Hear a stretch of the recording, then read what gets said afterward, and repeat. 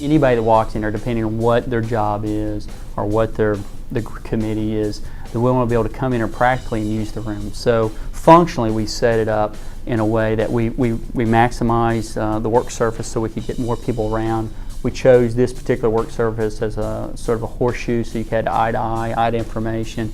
We were considering doing a bar stool table.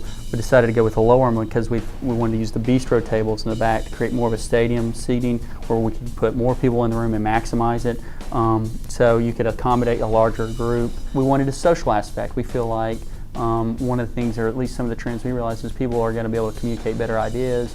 There's going to be less groupthink involved if they can come together and feel socially, connected. And so the whole room was set up that way. And then finally, we wanted to do some branding. We wanted to brand Knoxville Chambers. So the color scheme, the logo, the carpet, all those factors. And then of course, finally, is the Mediascape. We wanted to bring a product in that we feel like as a tool in a digital age with iPhones and iPads and iMacs and laptops, that people could come in, use those tools in an effective way, a simple way, and then also benefit whatever they want to accomplish. Here we have the Mediascape. Mediascape is set up in a number of different settings. We have it set up with this horseshoe work surface. Some of the basic components you want to know is this is the well. You want to make sure this green light's on. So if this is white, it's not going to operate. Kick the green light on, that allows you to turn on the flat screens. In this particular case, we have 2 screens, but if you had 4 screens, you could have 3 flat screens and a smart board, but in this particular case, we have 2 screens. And within the well, you have these pucks, and there's 6 of these pucks. Depending on your device, if it's a laptop, iPhone, iMac, whatever, you're going to plug that into your laptop. In this particular case, anytime you use an Apple device, you do need this adapter, which you guys have. It also works on the iPhone. When you plug it up, you're going to see this puck lights up. It's going to give you the 2 numbers, which is the 2 projection screens you have. That's it. I mean, as far as simplicity. Now, some of your Apple applications don't run, and it's not so much a Mediascape thing. It's more of a software thing. I think iPad 2s and some more of the advanced ones, you won't see that, but it's something sort of inherent with that. But on this, if you want to take control of the screen, you just simply hit the number, and this is screen 1, and then I can come over and hit screen 2. Now I'm controlling both screens. If someone else is, got their digital tool plugged in, they can take it seamlessly back and forth. To take it off, you just simply hit off.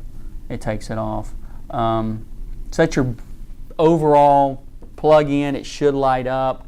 It's going to project these 2 numbers. You hit the numbers, they come on. The Mediascape also can accommodate video conferencing, either being Skype or Skyroom, depending what platform you use, or some type of inter-office. First, we're going to show you how to set it up. In their particular case, you obviously want to make sure your camera is hooked up. Sometimes you'll have a laptop that has a camera on it, which is great. In this case, we've got the camera set up there, and it's just a USB board. We'll put that right there. That's in there. We're going to hook up the internet right here with the blue cable. We're also going to get the puck out of the well. Set this up as well. And just like earlier, when you plug it in, it's going to light up. Depending on your laptop and the quality of audio, you may have to plug in the audio, and we've got it set up with these speakers. So, and now we are going to go ahead and call Garrett. Hey, Garrett. What? Can you hear us? I can. Excellent, man. How you doing? Good. All right. We've got Garrett on the screen 2. This is screen 1 over here. As you can see on the pucks, the white one is off mode and the green one is on, and so we'll go ahead and put Garrett on both screens.